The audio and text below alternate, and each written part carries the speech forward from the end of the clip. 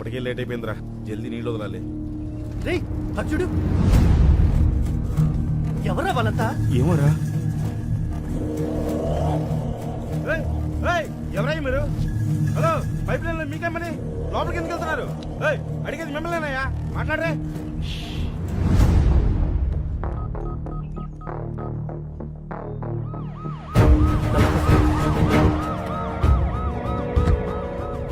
నువ్వేనా లైన్ మ్యాన్వి? అవును సార్, ఉదయం 5 గంటలకే నీళ్ళు వదలాలి. ఇప్పటికే చాలా లేట్ అయింది సార్. పైకి చూడవే సార్.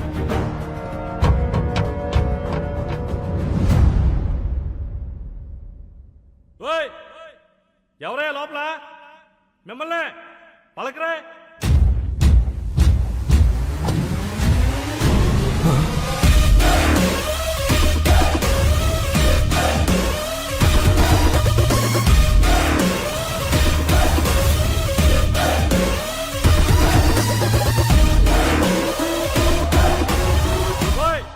ఏం చేస్తారా మీరు లోపల?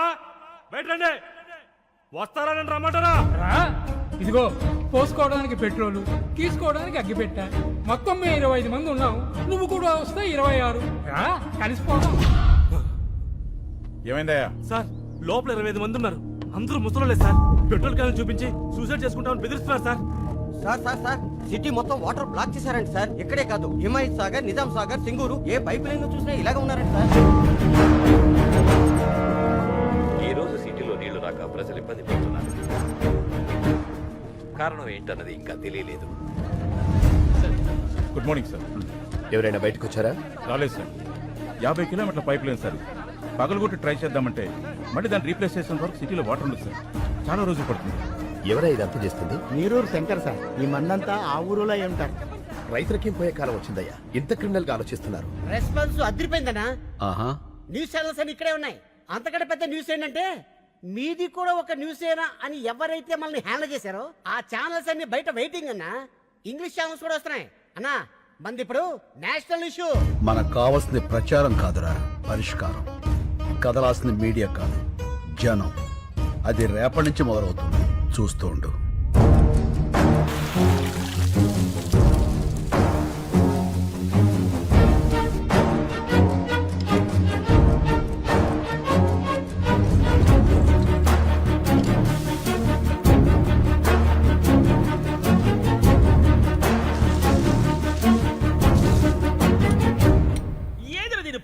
నీళ్ళు అయిపోయినాయా? ఏంటి అట్ట అరుస్తావా? ఇలా ఉన్నారేంటండి? సబ్బు రసుకున్నానే గబ్బుదానా. నీళ్ళు ఎందుకు అయిపోయినాయో చూడు. టీవీ పెట్టమంటారా సారు? నీ అబ్బా, ట్యాంకులో నుంచి వస్తాయి నీళ్లు, టీవీ నుంచి కారుతాయి ఆడనా? ఇప్పుడు నీళ్ళే పెద్ద న్యూస్ అయిపోయినాయి సారు. అబ్బా, అరే బాత్రూమ్కి వెళ్ళాల్సి వస్తుందేమో నండి, భయం వేస్తుందిరా. ఏ నాన్న? పేపర్ తో తుడుచుకొని మంట వచ్చేస్తుంది. ఒరే నాన్న, నీకు మంటే వస్తుంది, నాకు మీ బాబాయ్కి బ్లడ్ వచ్చేస్తుందిరా.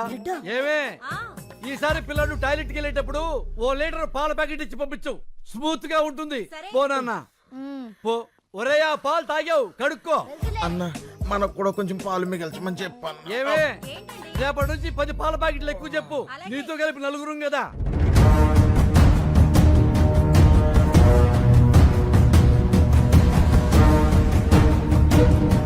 2వ రోజుకు చేరిన నీళ్ల కష్టాలు. హైదరాబాద్ లో ప్లాస్టిక్ బిందెలకి ఫుల్ డిమాండ్. మూలన పడేసిన పాత బిందెలను బయటకు తీసి అపార్ట్మెంట్లపై విరుచుకు పడుతున్నారు నగరవాసులు.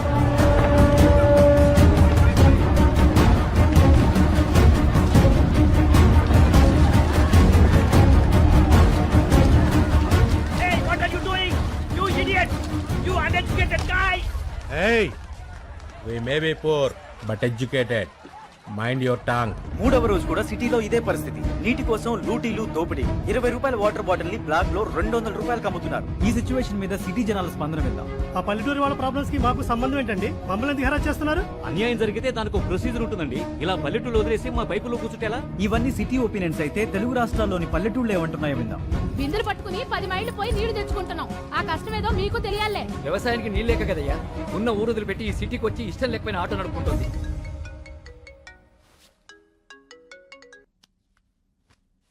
హలో లక్ష్మి. నిజంగా చాలా మంచి ఐడియా వేశావు. మొత్తం మీడియా అంతా మన మీదే ఫోకస్ పెట్టింది.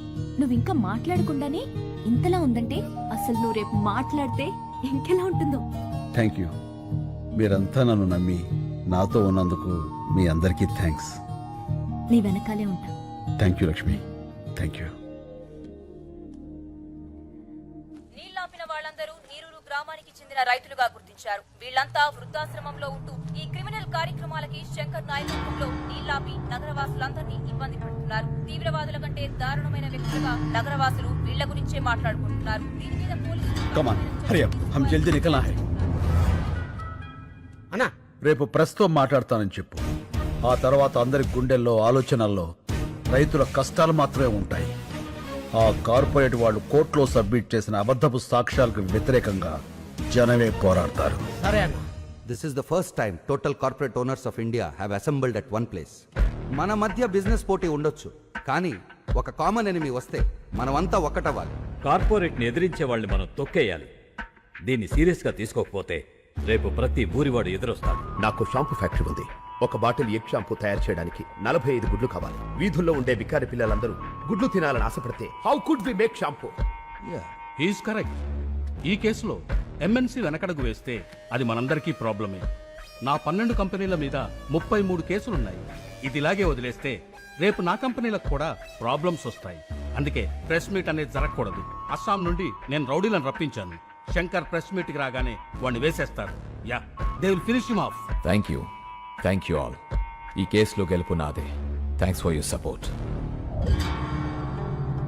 ఏ యా క్యూ లేకే ఆయే హో? పహలే వో జాయే వా చలేంగే చలో. ఒకసారి సిఏ గారిని కలిసి. Excuse me sir.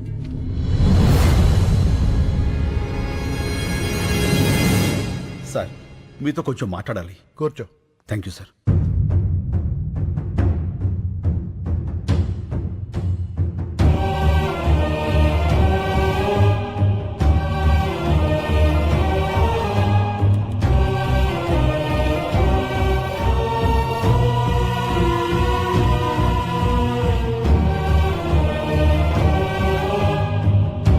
Calcutta jail నుంచి తప్పించుకున్న ఫ్రాడ్ ఇదంతా చేసింది.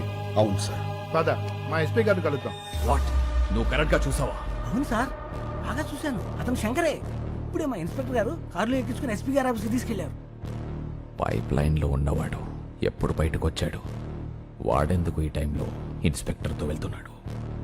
ఏదో పెద్ద ప్లాన్ వేశాడు.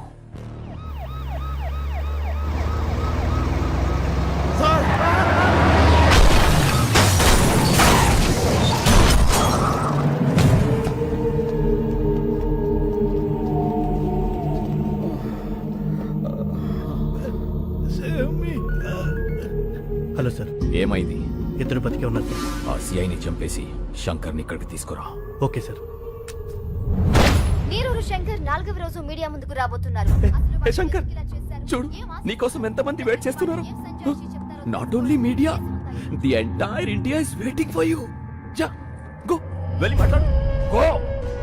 నీ మీద నమ్మకం పెట్టుకున్న వాళ్ళ బతుకులు నా కమ్మేయడానికి నువ్వు ఒప్పుకున్నావు. అంతలోనే ఇచ్చిన అడ్వాన్స్ ని నా మొహం మీద ఎసిరేసి వెళ్ళిపోయావు. 25 crores, 25 కోట్లు ఎలా వదిలేసావు? ఎలా? నా మనుషుల్ని చెత్త కింద కొడతావా? నా మనుషుల్ని కొట్టు, నన్ను కొట్టు, నన్ను. గాలికి కొట్టుకుపోయి కేసు ఇంకా కోర్టులోనే ఉంది. నీ వల్ల కమిషనర్ కృష్ణమూర్తిని భయపెట్టావు కదా, ఇప్పుడు నన్ను భయపెట్టు. పెట్టు.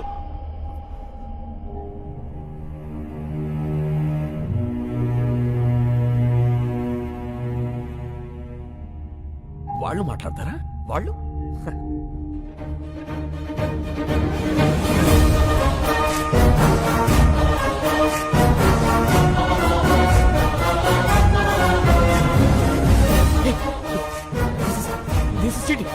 This is cheating, right? Is this right? అవును సార్, లైవ్.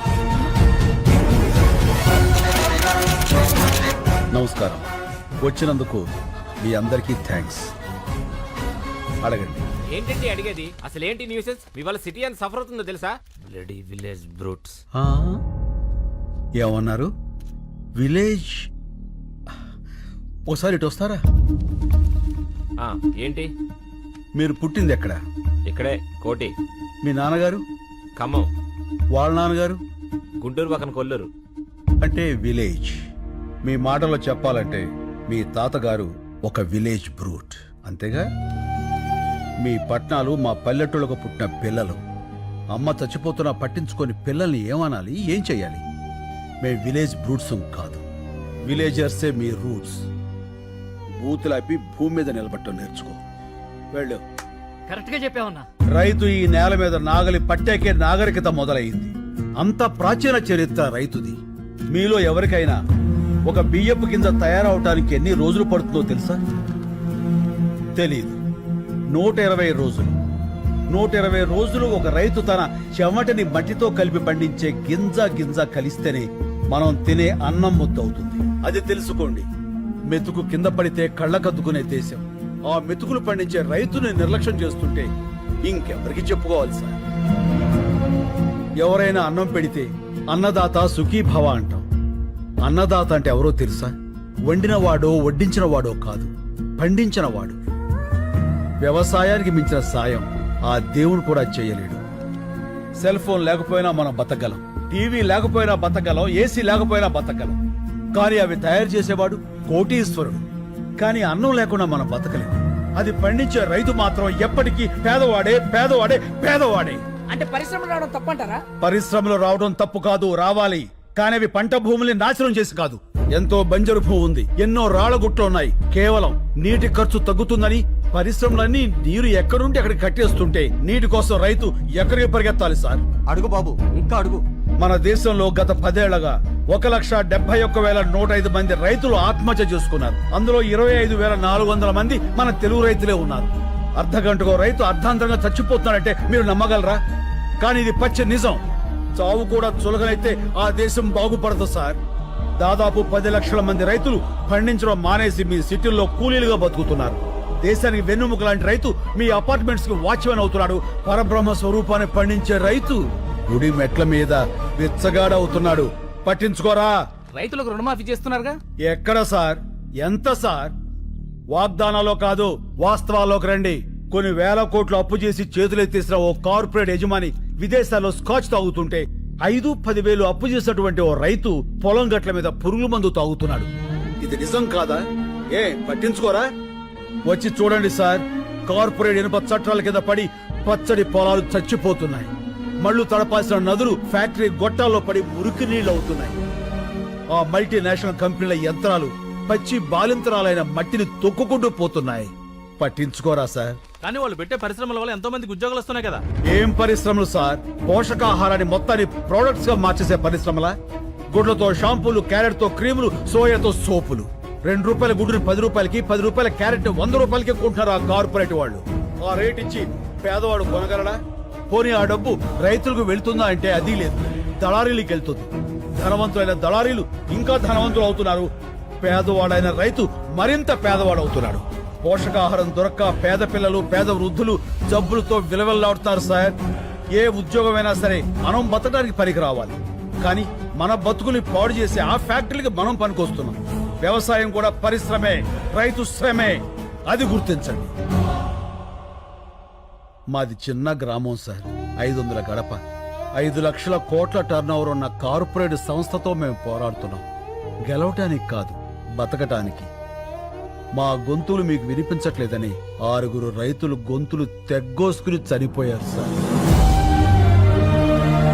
ఏదో నీరూరు, ఆ ఊరి గొడవ మనకెందుకులే అనుకుంటే ఏదో ఒక రోజు ప్రతి ఊరు నీరూరే అవుతుంది సార్.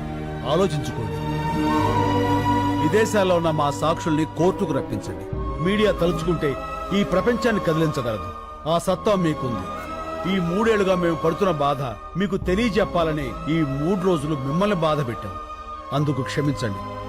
మేము చేస్తున్న ఈ పోరాటం మీకు న్యాయం అనిపిస్తే దయచేసి సాయం చేయండి ప్లీజ్. శంకర్ గారు, జర్నలిస్ట్ అంటే కేవలం రిపోర్టర్సే కాదు సార్, న్యాయానికి సపోర్టర్స్. ఇప్పటిదాకా మేము టీఆర్పీల కోసం పనిచేశాం. మా పని మేము కరెక్ట్ గా చేస్తే ఎలా ఉంటుందో ఇప్పుడు చూపిస్తాం. సాక్షులు వస్తారు, రైతు గెలుస్తాడు.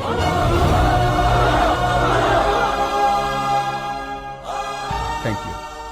రైతులకు మీడియా సపోర్ట్. నీరూరికి న్యాయం జరిగే వరకు పోరాటం. సాక్షుల్ని ఇండియాకు రప్పించాలని ప్రభుత్వానికి డిమాండ్. మీడియా వీళ్ళకి సపోర్ట్ చేసిందంటే మనం ఓడిపోతాం సార్.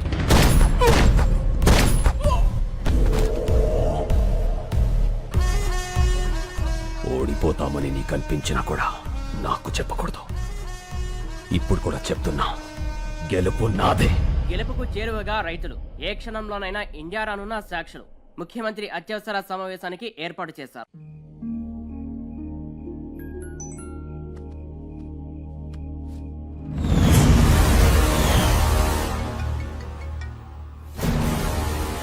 హలో. ఏయ్ కత్తిసీను, ఫోటో ఎలా ఉంది? అతను మాత్రం ఏం చేయకు. సరే, ఏం చేయను. నేను చెప్పింది నువ్వు చెయ్యి. చేస్తాను. హలో, ఒక్క నిమిషం ఉండమ్మా. ఎవరు? మీ మదరాలు మాడదంట. హలో బేబీమ్మా, టీవీ చూసావా? అవునమ్మా, మీ తాతయ్య తీవ్రవాది. హలో హలో, ఎవరు? మా మనవరాలు కట్ అయింది. మనల్ని టీవీలో తీవ్రవాదులని చూపించారట. హలో రే, మళ్ళీ 150 సీన్ అన్న ఫార్మర్ ఎప్పుడేడ్రా? టీవీలో స్పీచ్ మైండ్ బ్లోయింగ్ అబ్బా. శంకర్ అంటున్నాడేంట్రా? పేరు మార్చుకున్నాడా? ఎన్ని కోట్లు స్కామ్ ఏంటి రే మల్లిగా? మొత్తానికి నువ్వు సీన్ అన్న కలిపి బాగానే నాగలేస్తున్నారా? రే కొంచెం మా అమ్మ కూడా పిలుస్తుండ్రా బాబు. హలో హలో, సీననా? సీననా? సీన్ ఎవరు? శంకర్. శంకర్ అన్న. ఫోన్ ఇదిగో. సీన్ ఇంకా రాలేదే? వచ్చేసాడు బాబాయ్, మీరు భోజనం చేసి పడుకోండి. ఏమడిగా?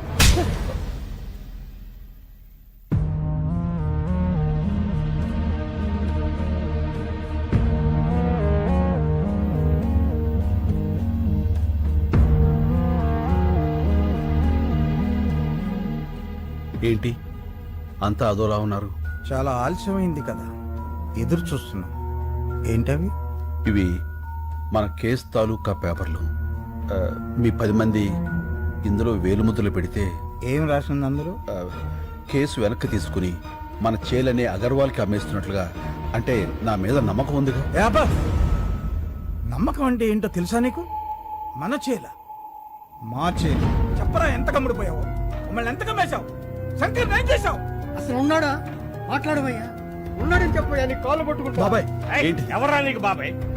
పర్సలు పెట్టి పిలవాల్సిన మనుషులరా మీరు కాదు. అసలు అమ్మ బాబు ఉన్నారా మీకు? ఇంకొక మాట మాట్లాడితే పెద్దోళ్ళని కూడా చూడను, నాలుగు చీరేస్తాను. మళ్ళీ నువ్వు ఉండనా? ఏమయ్యా, ఒక మాట్లాడుతాను, నిజం చెప్పండి. మిమ్మల్ని అమ్మేయాలనుకుంటే ఈ కేసు ఇక్కడ దాకా వచ్చేదా? ఈ రోజు దేశం అంతా మీ వైపు ఉంది. ఎవరి వల్ల? ఈయన వల్ల కదా. 10 కోట్లు ఇస్తా అన్నారు. అడ్వాన్స్ గా 15 కోట్లు ఇస్తే వాళ్ళ మొహాన్ని కొట్టొచ్చాడు. ఏ ఆ రోజు వేలు ముద్రలు పెట్టమంటే పెట్టేవాడు కాదా? పెట్టేవాళ్ళ కాదా? మా అన్న కూడా మీలాగే రైతు బిడ్డ. మా నాన్నగారు వ్యవసాయం చేయలేక చనిపోతే పొత్తిళ్లలో బిడ్డను పెట్టుకుని వాళ్ళ అమ్మగారు సిటీకి వచ్చారు. ఓ కన్స్ట్రక్షన్ లో కూలి పని చేస్తూ ప్రాణాలతో పాటు బిడ్డను కూడా వదిలేసింది. ఈయన చేసిన మొదటి దొంగతనం ఏంటో తెలుసా? అన్నం. అన్నం కోసం దొంగ అయ్యాడు. ఇప్పుడు అన్నం అందరం పెట్టడం కోసం మనిషి అయ్యాడు. ఏం తెలుసా మీ శంకర్కి? ఏడవటం, ఎదిరించడం అంతేగా. మిమ్మల్ని గెలిపిస్తుంది మా అన్న. అందరినీ నమ్మేస్తున్నామని మీరనుకుంటున్నారు, మిమ్మల్ని మీరే నమ్మడం మానేశారు. అందుకే మీ బతుకులు ఇలా ఏడుస్తున్నాయి, కుక్క బతుకుల్లాగా. తప్పు తప్పు. నేను అబద్ధంలో పెరిగానేమో కానీ నేను అబద్ధాన్ని కాదండి. డబ్బులు వెతుక్కుంటూ వస్తే ఇక్కడ నాకు మనుషులు దొరికారు. నేను నేరుగా మారటానికి కారణం మీరు. అభిమానాన్ని అమ్ముకునేంత అవినీతి నాకు రాదండి, నమ్మండి. ఇప్పుడు శంకర్ ప్రమాదంలో ఉన్నాడు. నేను అతన్ని తీసుకురావాలంటే నాకు మీ వేలుముద్దలు కావాలి. ఇవి లేకుండా నేను అక్కడికి వెళ్ళలేను. నిజం చెప్తున్నాను, గెలుస్తారు, మీరే గెలుస్తారు. నేను పెడతాను.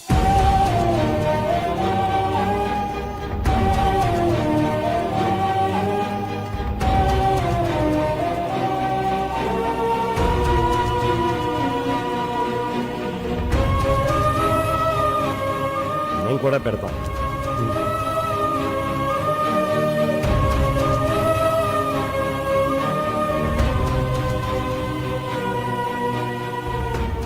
ఇదిగో, మాకు మా శంకరు కావాలి, మా భూములు కావాలి.